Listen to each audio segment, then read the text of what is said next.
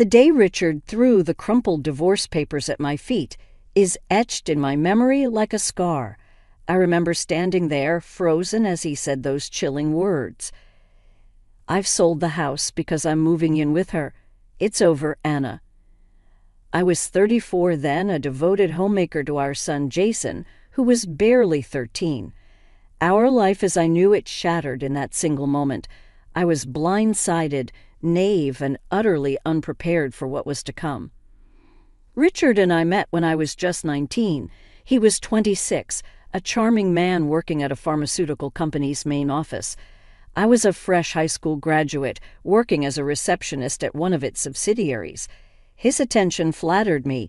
I was young, inexperienced, and he seemed like a dream come true. Our whirlwind romance led to an unplanned pregnancy, and before I knew it, we were married in a modest ceremony. Life then was simple, or so I thought. I devoted myself to our home and to Jason. Richard was often busy, his presence in the house dwindling over the years.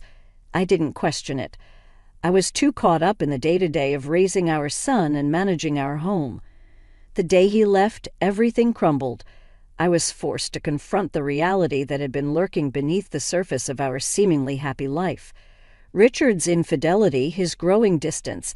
The signs were all there, but I had chosen to ignore them.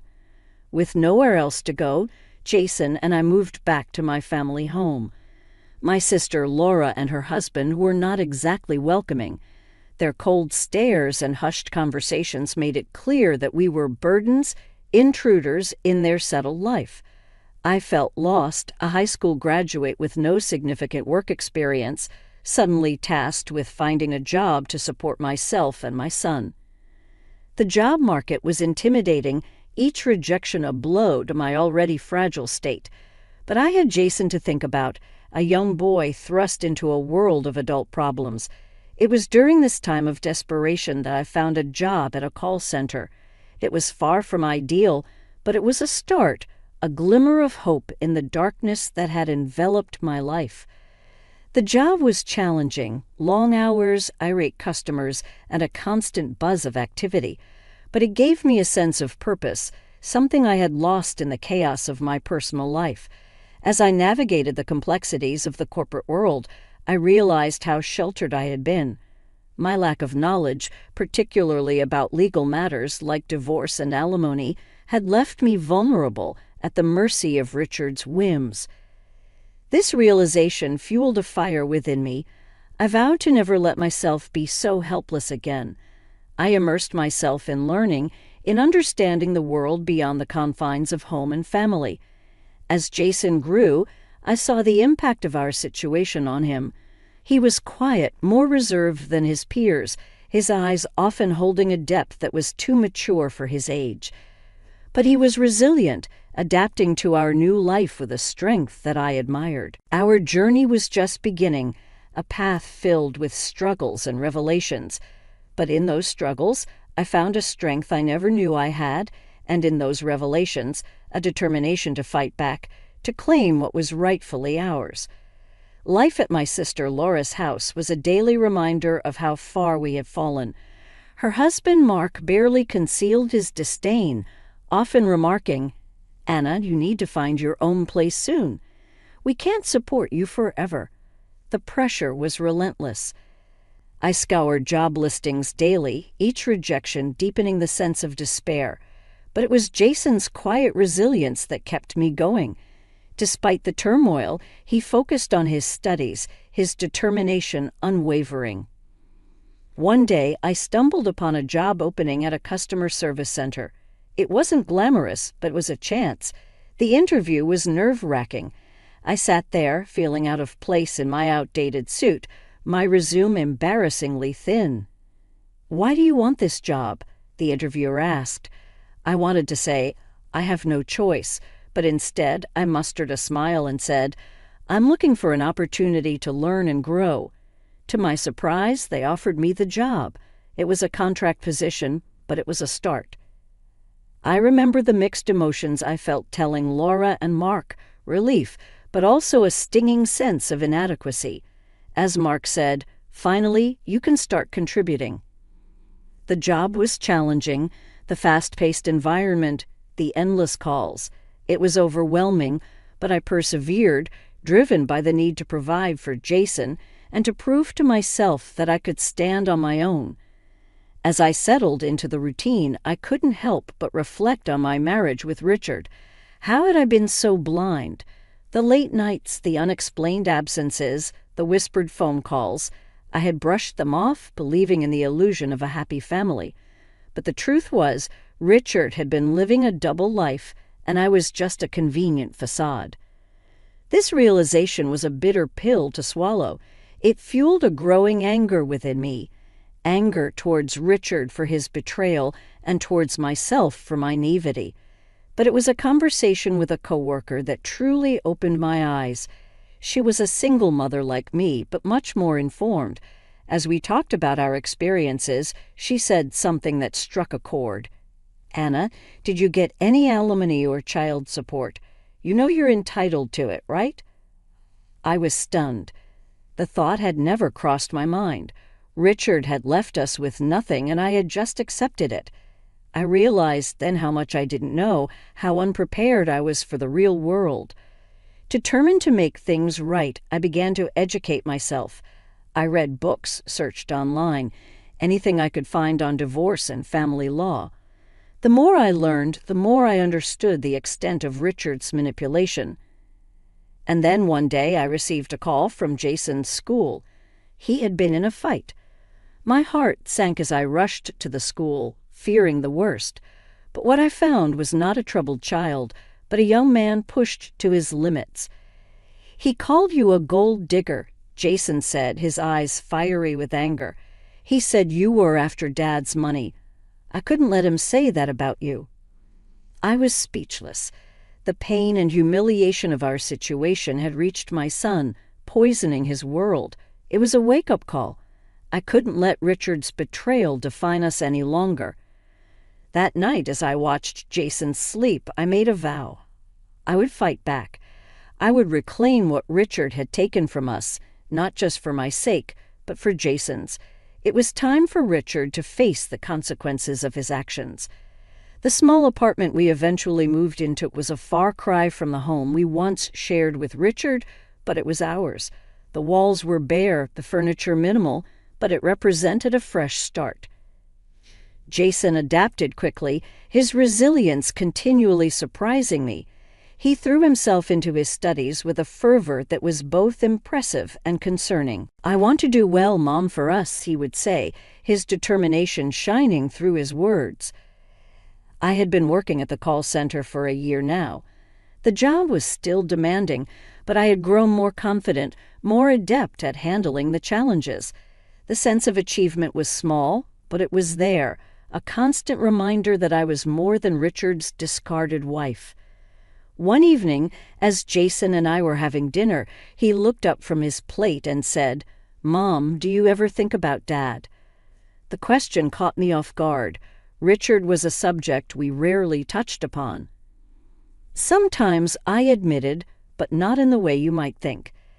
I think about what he did to us, how he left us with nothing." Jason's eyes darkened. "I hate him for what he did. He thinks he can just walk away without any consequences." His words struck a chord in me. The anger, the sense of injustice that had been simmering within me found resonance in Jason's words. "You're right," I said, my voice steady. "He shouldn't get away with it." Over the next few weeks, I began to research more about divorce and family law. I learned about alimony, child support, and the legal avenues available for redress. The more I learned, the more empowered I felt. Then a breakthrough came. I discovered that in cases of infidelity, the betrayed spouse could file for alimony even years after the divorce, under certain conditions. This information was a revelation. Richard had cheated, and I had proof. The late-night calls, the secret behavior, it all added up. Emboldened by this discovery, I approached a lawyer. She was sympathetic, her eyes reflecting an understanding that went beyond professional courtesy. "You have a case," she said, "but it won't be easy. Are you ready for this?" I nodded, my resolve firm. I'm ready for myself and for Jason. The lawyer laid out a plan. We would file for alimony, citing Richard's infidelity and his failure to provide financial support after the divorce. The process would be long and possibly contentious, but I was prepared. I had to be. Jason was supportive, his quiet strength a constant source of comfort.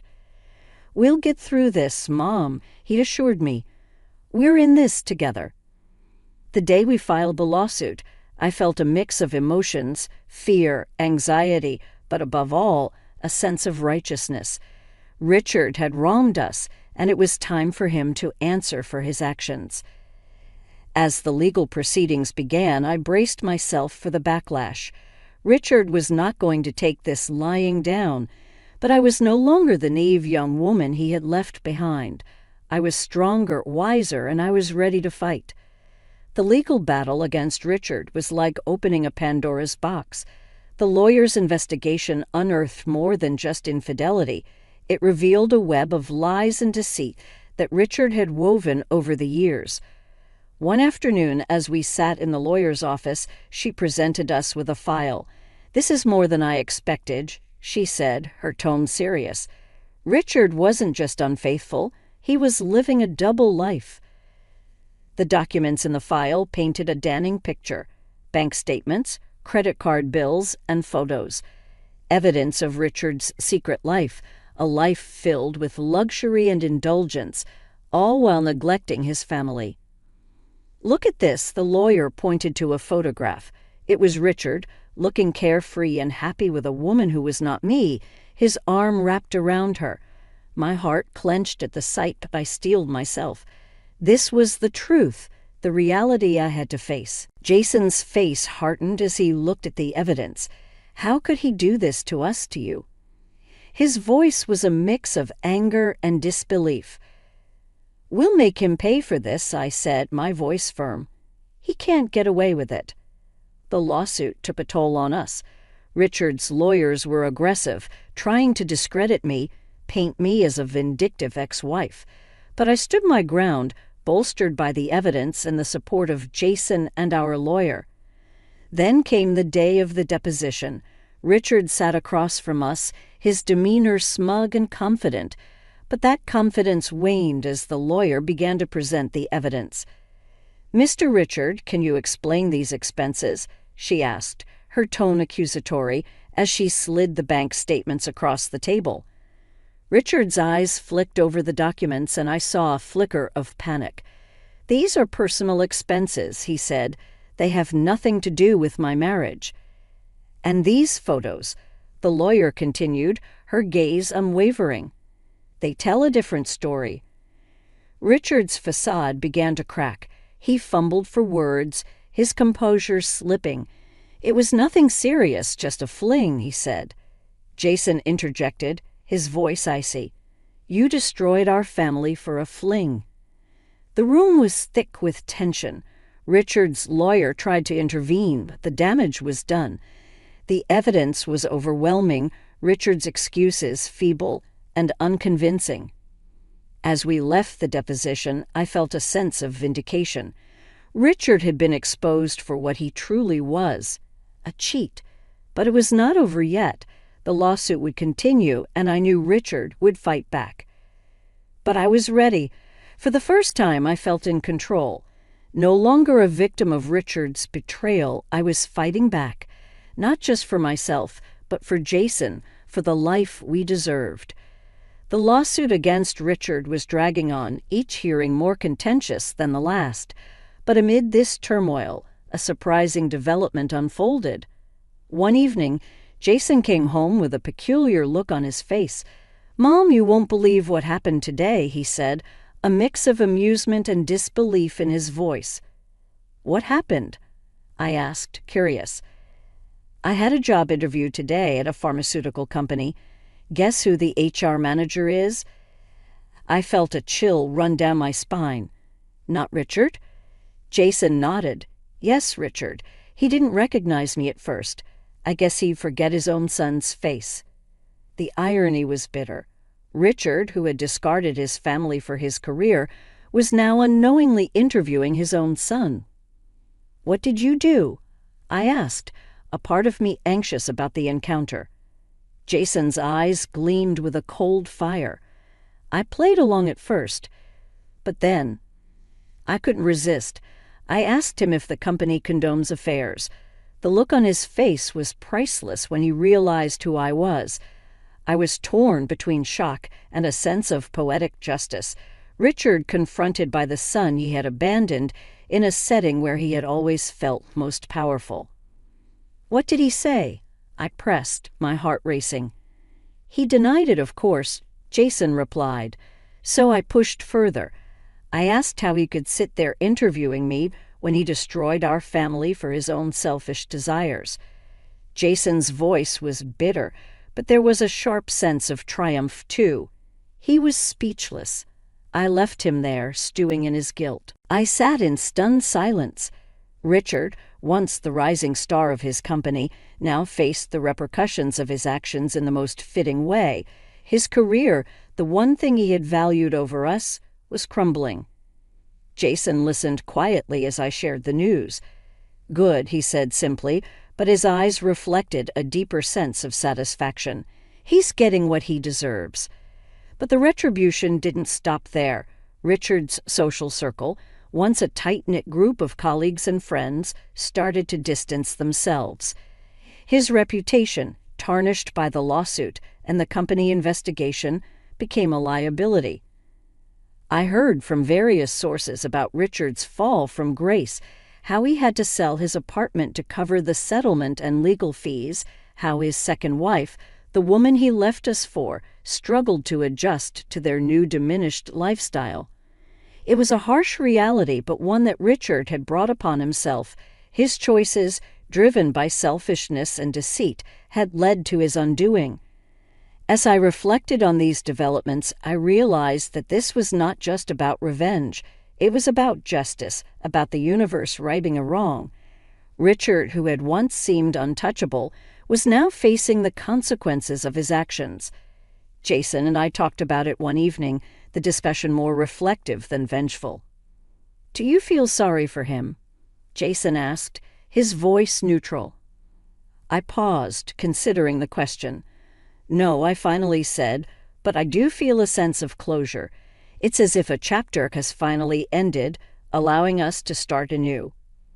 Jason nodded in agreement. "Yeah, it's time to move on, to focus on our lives." The chapter closes with Anna and Jason looking towards the future, the weight of the past slowly lifting from their shoulders. They had faced adversity and emerged stronger, ready to embrace the next chapter of their lives. With the legal battle behind them and Richard facing the consequences of his actions, a new sense of freedom enveloped their lives. It was as if they had been released from a dark cloud that had loomed over them for years. Their small apartment, once a symbol of struggle, began to feel more like home. They redecorated, making it a reflection of their new beginning. Walls once bare were now adorned with artwork, and shelves filled with books and memories. Jason, now more relaxed and focused, was excelling in his studies. His previous resolve, born out of anger and a desire for justice, had transformed into a genuine passion for learning. "I'm thinking of applying for a research internship this summer," he told me one evening, his eyes bright with excitement. "That's wonderful, Jason," I said, feeling a surge of pride. "You've worked so hard for this." Their conversations shifted from the past to the future, from what they had endured to what they hoped to achieve. They talked about travel, about the places they wanted to see, and the experiences they wanted to have. As they sat sipping coffee in their newly decorated living room, Anna brought up a topic that had been on her mind. "Jason, have you thought about dating? Meeting someone special." He chuckled, a bit embarrassed. "I've been so focused on school and everything else, but yeah, I think I'm ready to start dating." Anna smiled, happy to see him considering a normal, happy aspect of life. After everything they had been through, it felt like a victory in itself. As for Anna, she had grown in her role at the call center, taking on more responsibilities and even mentoring new employees. The job that had once been a necessity had become a source of fulfillment. One evening as they were having dinner, Jason looked up from his plate and said, "Mom, I've been thinking. We should invite Grandma to come and live with us. She's been alone since Grandpa passed, and I think she'd like it here." The suggestion warmed Anna's heart. "I think that's a great idea, Jason. She's always been there for us. It would be nice to have her close." Their lives had taken a turn towards peace and contentment. With Grandma now living with them, their home felt fuller, brimming with laughter and stories from the past. Her presence brought a sense of completeness, a connection to their roots that they had long missed. As they sat together, Grandma shared stories of her youth, of the challenges she had faced and overcome. "Life is a tapestry of experiences," she said, her eyes reflecting the wisdom of her years. "Some parts are dark and difficult, while others are bright and joyful, but together they make a beautiful picture." Her words resonated with Anna. Their journey had been tumultuous, marked by pain and struggle, but it had also been a journey of growth and resilience. They had emerged from the darkness stronger and wiser. Jason, now more confident and driven, had become an embodiment of that resilience. His academic pursuits were flourishing, and he had even started dating someone he met at university. Seeing him so happy and fulfilled filled Anna with an indescribable joy. As for Anna, she had found a sense of purpose beyond the call center. Volunteering at a local community center, helping other women who had faced similar challenges, brought a sense of fulfillment that she had never known before. One night, as they sat on their balcony looking up at the stars, Jason asked, "Mom, do you ever think about Dad anymore?" His voice was gentle. Anna paused, considering the question. "Sometimes," she admitted, "but not in anger or resentment. I think about how far we've come since then, how he was a part of our story, but not the defining part." Jason nodded in understanding. "Yeah, I feel the same. He's just a chapter in our past." They sat in silence for a moment, each lost in their thoughts. The journey they had been on was not one they had chosen, but it was one that had shaped them in ways they could never have imagined.